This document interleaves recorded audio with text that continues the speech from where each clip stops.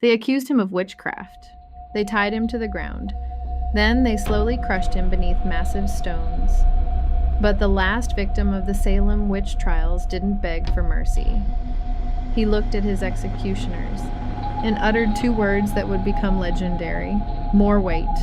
By the summer of 1692, fear had consumed Salem, Massachusetts. Neighbors accused neighbors, friends testified against friends, rumors became evidence, and once someone was accused of witchcraft, very few escaped alive. 19 people had already been sentenced to hang. But one man refused to play by their rules. His name was Giles Corey, an elderly farmer, around 80 years old, known for being stubborn and impossible to intimidate. Giles Corey was accused of practicing witchcraft after strange testimonies claimed his spirit attacked innocent people. The accusations were built almost entirely on what was called spectral evidence, claims that someone's ghost or spirit had appeared in visions. There was no physical proof, no witnesses to any crime, just fear. There was no physical proof, no witnesses to any crime, just fear. When Giles was brought before the court, something unexpected happened. He refused to plead, not guilty, nothing. He remained completely silent. His silence wasn't surrender, it was strategy.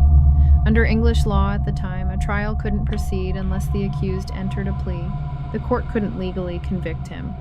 There's another reason historians believe he stayed silent. If convicted, the government could confiscate his land.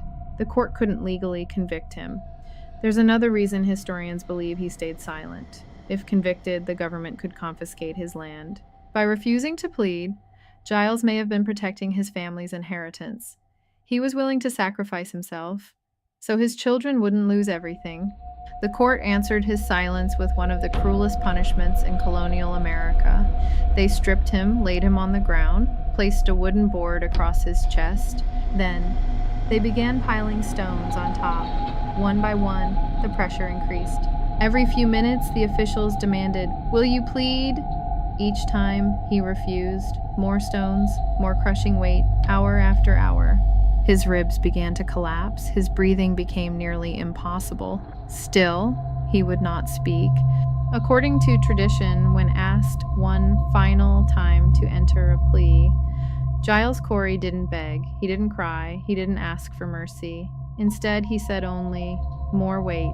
Whether those were his exact words can't be proven with certainty, but they have become the enduring phrase associated with his death. On September 19, 1692, after enduring the crushing weight for nearly 2 days, Giles Corey died. He remains the only person in American history known to have been executed by pressing. Only a few months later, public opinion began to change.